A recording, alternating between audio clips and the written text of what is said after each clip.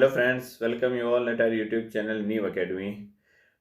Question paper discussion की series को आगे बढ़ाते हुए आज के इस वीडियो में हम जो मैथ्स बेसिक का क्वेश्चन पेपर था क्लास 10th का, उसमें जो लास्ट सेट हमारा चल रहा है 436 का सेट 1, सेट 2 और सेट 3, इस लास्ट सेट के लास्ट सेक्शन को हम डिस्कस करने वाले हैं, सेक्शन ई को। ओके, इससे पहले हम सभी जो सेट सेक्शन थे इस सेट के उनको हम डिस्कस कर चुके हैं, ए बी सी डी। अगर आपने वो नहीं देखे हैं तो डिस्क्रिप्शन में आपको प्लेलिस्ट मिल जाएगी, आप वहाँ से जाके डायरेक्ट देख सकते हैं।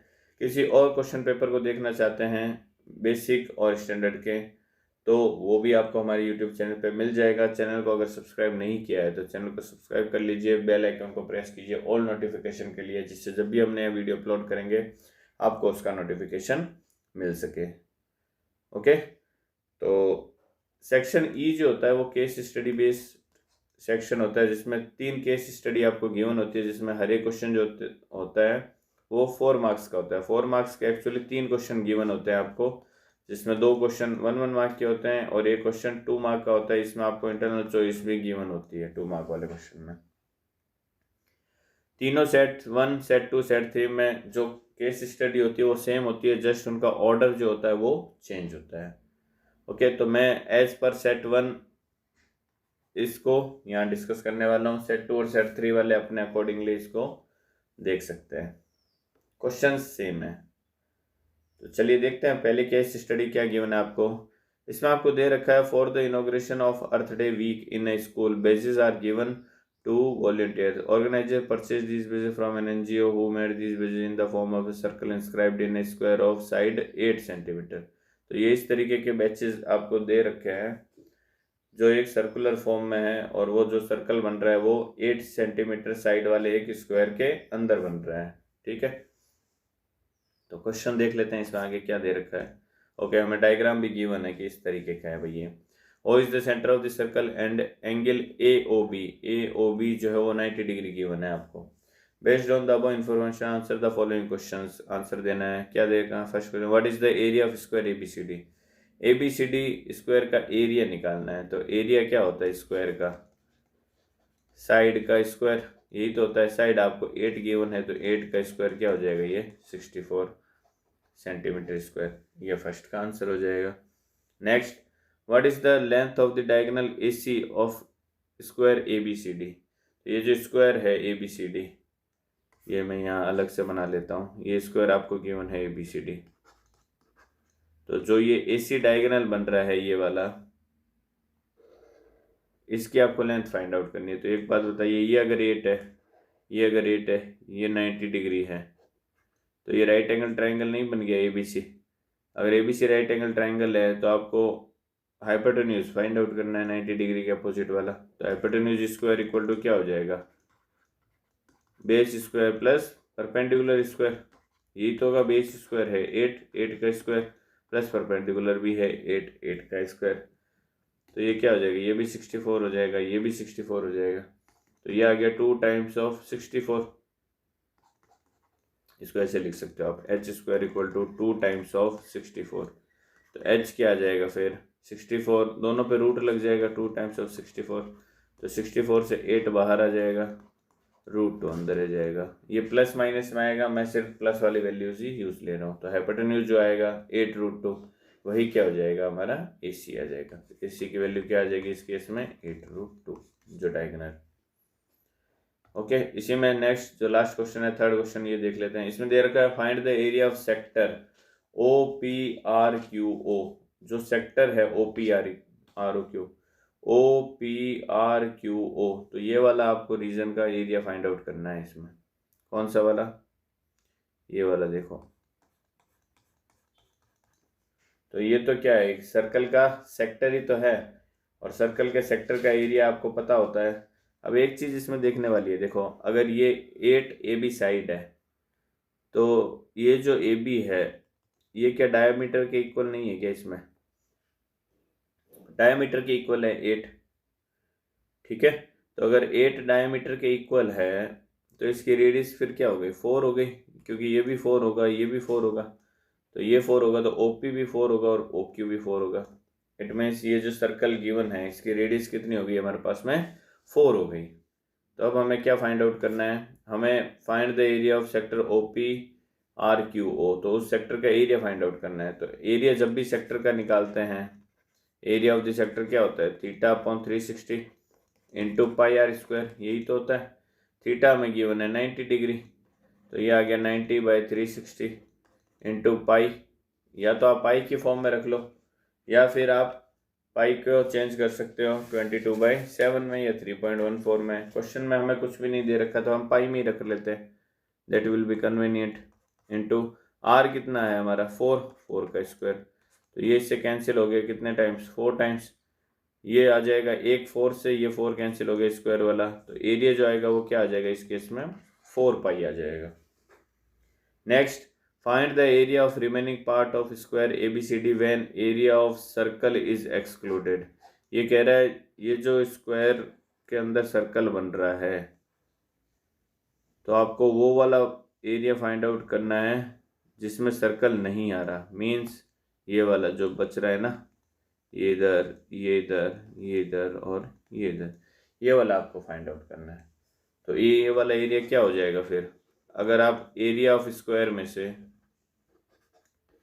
सर्कल का एरिया क्या कर दो, सब्ट्रैक्ट कर दो, माइनस एरिया ऑफ सर्कल, तो जो शेडेड रीजन मैंने यहाँ बनाया है रेड से, वो एरिया फाइंड आउट हो जाएगा और वही हमें निकालना है।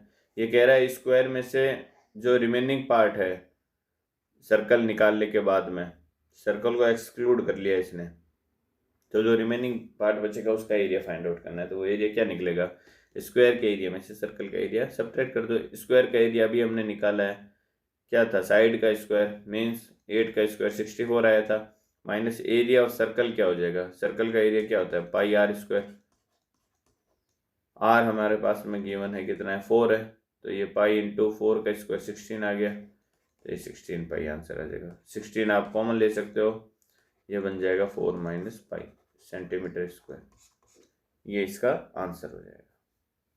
Okay, next second case study में हमें गिवन है, Lokesh a production manager in Mumbai hires a taxi every day to go to his office. The taxi charge in Mumbai consists of a fixed charge together with the charges for the distance covered. His office is a distance of 10 km from his home. For a distance of 10 km to his office, Lokesh paid rupees 105. While coming back home, he took another route. He covered a distance of 15 km and the charges paid by him were 155. तो जब वो 10 kilometre travel करता है तो उसको 105 रुपये देने पड़ रहे हैं, जब 15 किलोमीटर ट्रेवल करता है तो 155 रुपीज़ 155 रुपये देने पड़ रहे हैं। अब ये जो चार्जेस है इसमें क्या है, पर किलोमीटर चार्ज भी है और एक फिक्स्ड चार्ज भी है। तो अगर मैं ओवरऑल चार्ज फाइंड आउट करना चाहूँ तो इसमें क्या क्या है हमारे पास में, एक तो फिक्स्ड चार्ज है और एक क्या है, नंबर ऑफ किलोमीटर चार्ज, ये दो चीजें हमारे पास में है इसमें। ठीक है, फिक्स चार्ज जो है वो तो लगेगा ही लगेगा चाहे आप कितने भी किलोमीटर पे जाओ, और फिर पर किलोमीटर चार्ज भी है इसमें। तो अगर n किलोमीटर चल रहा है तो उसमें क्या होगा, n इंटू पर किलोमीटर चार्ज हो जाएगा प्लस फिक्स चार्ज आएगा, तो ओवरऑल जो कॉस्ट आएगी वो क्या आ जाएगी, fix charge plus n times पर किलोमीटर चार्ज। तो इस केस में हमें दो कंडीशन गिवन है, जब वो 10 किलोमीटर चल रहा है तो 105 पे कर रहा है, तो सपोज मैं फिक्स्ड चार्ज को x ले लेता हूँ, ठीक है, और यहाँ पे ये जो n है इसको मैं क्या ले लूँ, या तो n ले लो या y ले लो, मैं इसको y ले लेता हूँ सपोज। ठीक है, पर किलोमीटर चार्ज 10 किलोमीटर चल रहा है तो ये 10y हो गया, और यह हमें कितना दे रखा है, 105 दे रखा है।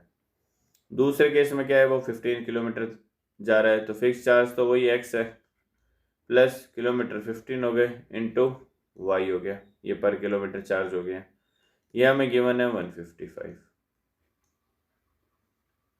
ठीक है, ये दो कंडीशन हमें गिवन है, तो दो इक्वेशन है, दो वेरिएबल है, कहीं ना कहीं x और y की वैल्यू हमसे पूछेगा, मीन्स फिक्स चार्ज पूछेगा और पर किलोमीटर चार्ज पूछेगा। देख लेते हैं क्या है क्वेश्चन। ये देखिए फर्स्ट क्वेश्चन में दे रखा है what are the fix charges, second है what are the charges per kilometre. तो निकाल लेते हैं।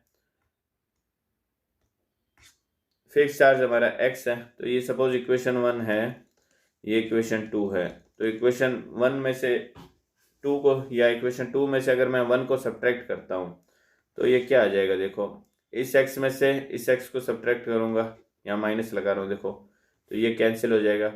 ये 15y प्लस का है, माइनस का 10y हो गया, तो ये 5y आ गया। ये 155 है, माइनस 105 है, तो ये 50 आ गया। तो y की वैल्यू क्या आ गई यहाँ से 10। इट मीन्स पर किलोमीटर चार्ज जो है वो कितना लग रहा है, 10 रुपीज़ लग रहा है। फिक्स चार्ज मुझे फाइंड आउट करना है, तो y की वैल्यू मैं दोनों में से किसी एक इक्वेशन में पुट कर दूं। सपोज मैं y की वैल्यू फर्स्ट इक्वेशन में पुट करता हूं, तो ये क्या आ जाएगा x प्लस 10 इंटू 10 100 हो गया। ये इक्वल में क्या है 105 है, तो x की वैल्यू क्या आ जाएगी 105 माइनस 100 मीन्स 5। इट मीन्स जो फिक्स चार्ज है वो कितना है 5 रुपीज़ है, और पर किलोमीटर चार्ज है वो 10 रुपीज़ है। तो दो जो फर्स्ट क्वेश्चन दे रखे हैं दो, वो दोनों हमारे हो गए। फिक्स चार्ज कितना है 5 रुपीज़, ये हमारा x आया था, और पर किलोमीटर चार्ज y जो हमने निकाला था वो क्या आया 10 रुपीज़। नेक्स्ट क्या दे रखा है, if fix charges are ₹20 and charges per kilometre are 10, then how much Lokesh have to pay for travelling a distance of 10 kilometre. वो कह रहा है अगर फिक्स चार्ज 20 है तो कॉस्ट अभी हमने निकाली थी, कॉस्ट में क्या आता है, एक तो फिक्स चार्ज आता है प्लस एक क्या होता है n टाइम्स ऑफ पर किलोमीटर चार्ज, है ना, यही तो था पर किलोमीटर चार्ज। तो कॉस्ट अगर मुझे निकालनी है तो फिक्स चार्ज कितना है 20 है, प्लस n क्या है नंबर ऑफ किलोमीटर कितना जा रहा है, वो कितना किलोमीटर जा रहा है 10 किलोमीटर, तो ये 10 आ जाएगा, इंटू पर किलोमीटर चार्ज कितना है 10 है, तो ये 10 इंटू 10 कितना हो गया 100 प्लस 20, तो उसको टोटल कितना कॉस्ट पे करना पड़ेगा अगर उसको 10 किलोमीटर जाना है इस रेट से। फिक्स चार्ज 20 और पर किलोमीटर चार्ज 10, तो उसको 120 रुपीज़ पे करना पड़ेगा। Next, find the total amount paid by Lokesh for travelling 10 kilometre from home to office and 25 kilometre from office to home. वो कह रहे हैं टोटल कितना अमाउंट पे करना पड़ेगा अगर घर से ऑफिस वो 10 किलोमीटर जाता है और ऑफिस से घर वापस 25 किलोमीटर वाया वाया होके कहीं से आता है। Fix charges and charges per kilometre are as on 1 and 2। Okay, मतलब फिक्स चार्ज जो है वो इस केस में 5 रुपीज़ है, और वेरिएबल चार्ज जो पर किलोमीटर चार्जेस हैं वो कितना है 10 रुपीज़ है। तो एक चीज़ मुझे बताइए, अगर वो होम टू ऑफिस जा रहा है तो कितना किलोमीटर जा रहा है 10 किलोमीटर, तो 10 किलोमीटर जा रहा है तो उसमें टोटल कॉस्ट जो आएगा वो कितना आएगा। एक तो फिक्स चार्ज है, फिक्स चार्ज क्या है हमारा 5 रुपीज़, प्लस 10 किलोमीटर जा रहा है 10 रुपीज़ के अकॉर्डिंगली। ओके, तो ये कितना आ जाएगा, ये आ जाएगा 105 रुपीज़।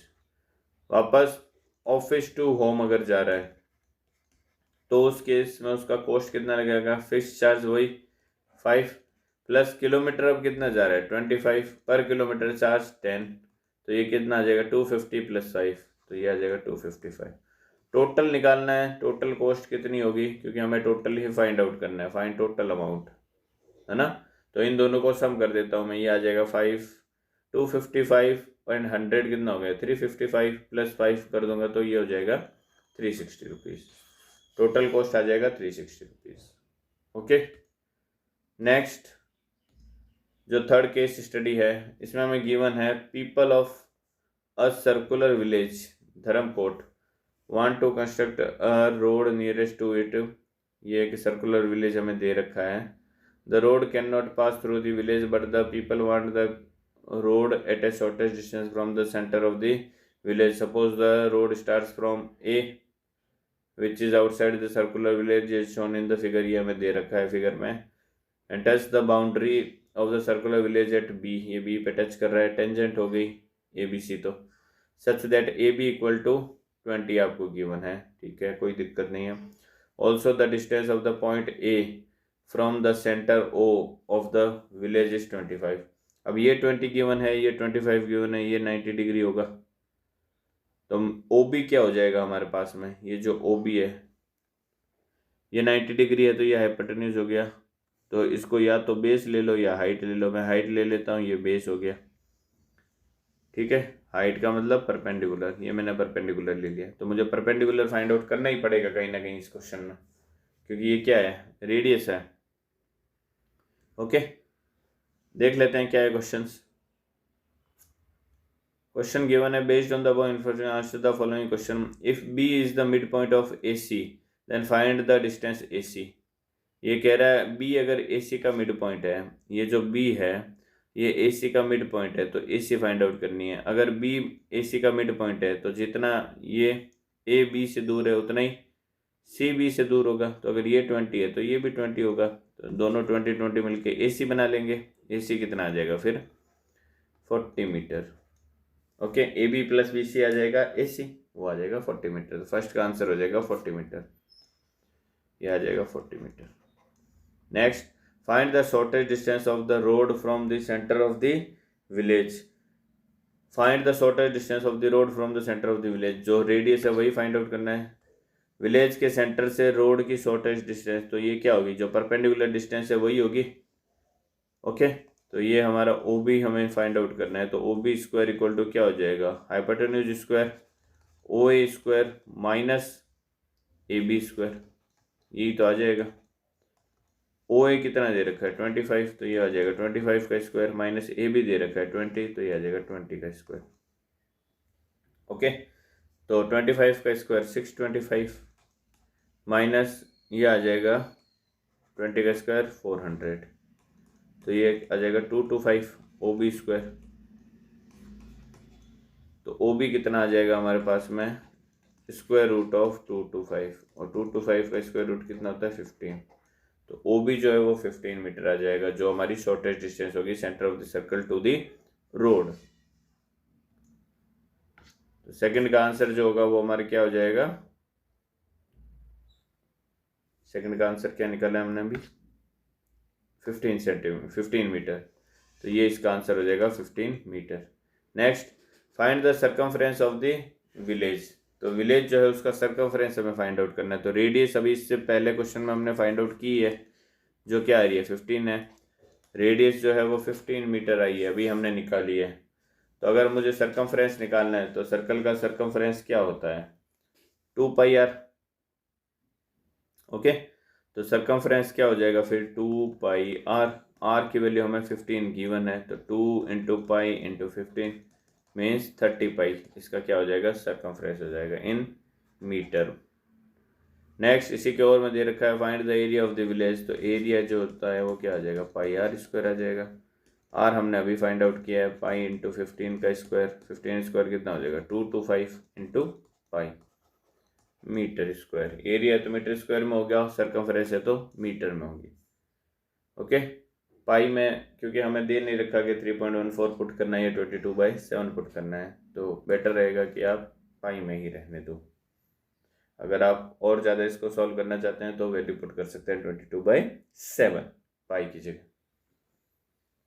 ठीक है, तो ये सभी 3 केस स्टडी जो थे उन सभी को हमने डिस्कस कर लिया। मैथ्स बेसिक के सभी पेपर आज कंप्लीट हो चुके हैं, जिनका डिस्कशन हमें करना था। सीबीएसई ने जो 2022-23 के एग्ज़ाम में पूछे हैं उन सभी पेपर्स को हमने, जो मैथ्स बेसिक के हैं उनको हमने डिस्कस कर लिया। मैथ्स स्टैंडर्ड का एक पेपर बच रहा है 36(1), ठीक है। जो पेपर कोड है 36 का सेट 1 सेट 2 सेट 3 वो बच रहा है, वो हम आने वाले वीडियोस में डिस्कस करने वाले हैं। So thank you so much for watching the video and all the very best for your upcoming examination. आज के इस वीडियो में बस इतना ही, मिलते हैं अगले वीडियो में, तब तक के लिए bye bye and take care.